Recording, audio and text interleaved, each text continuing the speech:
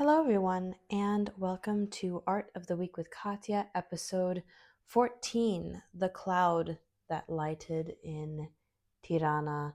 So I took kind of a break for a week, and now we are back with Art of the Week with Katya. And this time we're going to talk about a structure, an art piece, a beautiful art piece in Tirana, Albania, which I think is very reminiscent of an interesting and important contemporary art movement, one of my personal favorite contemporary art movements that happened in the 1960s and 70s. So let's get started. So, in the downtown area of Tirana, there is so many artistic and historic structures to choose from.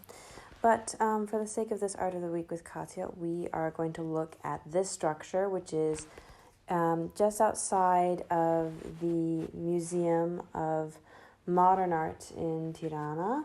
It is called The Cloud, and it was created by Sao Fujimoto, who is a Japanese architect who has been active since the early 2000s.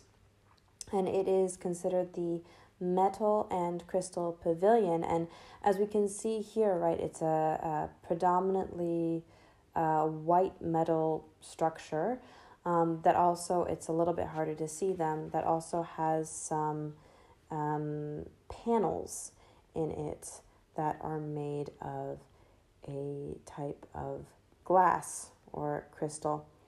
And as we can see also from this photo, we can see the panels a little bit better. Since there are panels that do finish the boxes, they are completed, they are solid, it is possible to climb into this structure, to sit on this structure, to interact with this structure. But since not every single square has a glass piece like you can see here, this structure is also semi-permeable with the elements in the garden.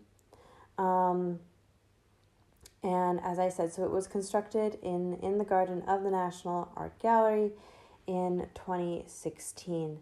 And as we can see also from this image as well, it has lighting at night. Every night, the lights go on. It's lit up like this, and the white bluishness of the lights as well adds to a similar feeling of fantasy and of cloudiness, really, that exists. It's called the cloud in Albanian, and it is like this because, as you can see, it has a certain presence, as you can see, for example, with these lights at nighttime.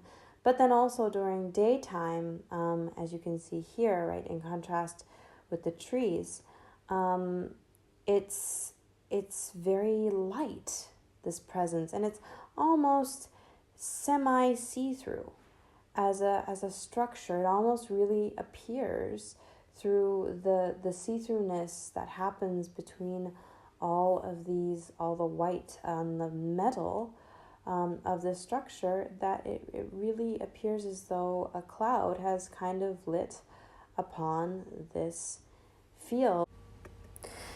Now, something else that I've been thinking a lot about as I've been looking at the structure is its potential reminiscentness to minimalist art, very similar to the art that we are looking at right now. Here, this is in the Peggy Guggenheim collection, this particular piece.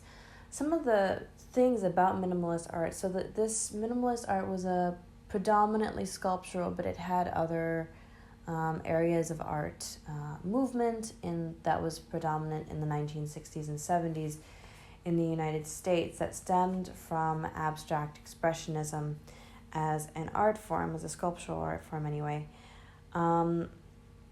It was to be very abstract, but they also predominantly would use very industrial materials, not that different from the cloud, which generally predominantly uses this crystal glass and metal to create this structure. It's very exposed. It's not in any way a hidden between, for example, like in a house where it would be hidden with the construction of the wall and the of course opaqueness that would happen there as well. But another thing about minimalism that is really interesting is that part of minimalism was taking ordinary things, industrial things, not offering more than what it is. And therefore, in that sense, creating a real tension in the gallery space, because the gallery space, we expect to see art, right? Art that is supposed to reveal grand symbols that are symbology, that are wow-inducing, that are so many things. And minimalist sculpture, I think, can be wow-inducing because it can really change perspective from one point to another. That being said, though, minimalist sculpture does not seek to be anything other than exactly what it is. And in that sense, it doesn't try to create that sense of wow exactly that is sometimes attempted by, say, a painting by Caravaggio or something like that, right?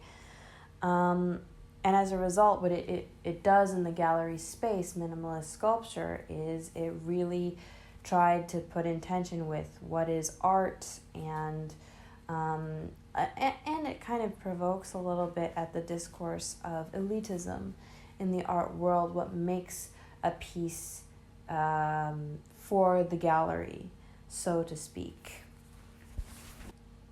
And the thing is, with minimalist sculpture, this has made minimalist sculpture really great for the out of doors, and we've seen it a lot, especially in the States. A lot of office buildings and things like that adopted minimalist sculptures into their gardens and so forth. They put them outside because putting them outside seems like an interesting thing to do. The difficulty is they lose that tension oftentimes when that happens. But in this case, as we can see, right, the structure, which we can see very clearly here, has this very industrial creation. It's created by these boxes that are very repetitive, created only with metal and this glass-like material that is utterly exposed. Every single joint is exposed. In this case, it's a very industrial creation. This being said, though, even though it kind of shares this discourse with minimalist art, in as far as its form is concerned, the situation in which it is placed, right? Remember we were talking about it's called the cloud, and even though it's placed outdoors, it does create a tension in the sense of it really does ask what is a building and what is required of a building. But what's interesting is that it doesn't go in tension with the natural elements around it. And that's part of the structure, is that the structure exists more in harmony with the elements. It creates some shelter for those who are inside. It's often used as a venue for events. And I can understand why. It's easy to sit, it's easy to climb around, it's easy, and it is protective to the humans who are inside it and who are around it, but it's also not impermeable to the natural elements around it as well, also giving it kind of a multi-symbolic meaning. We're not lost in the cloud, as in we can't see. We can always see where we are, but the cloud can envelop us in this sense. Thank you so much, and I look forward to seeing you next time on Art of the Week with Katya. See you soon.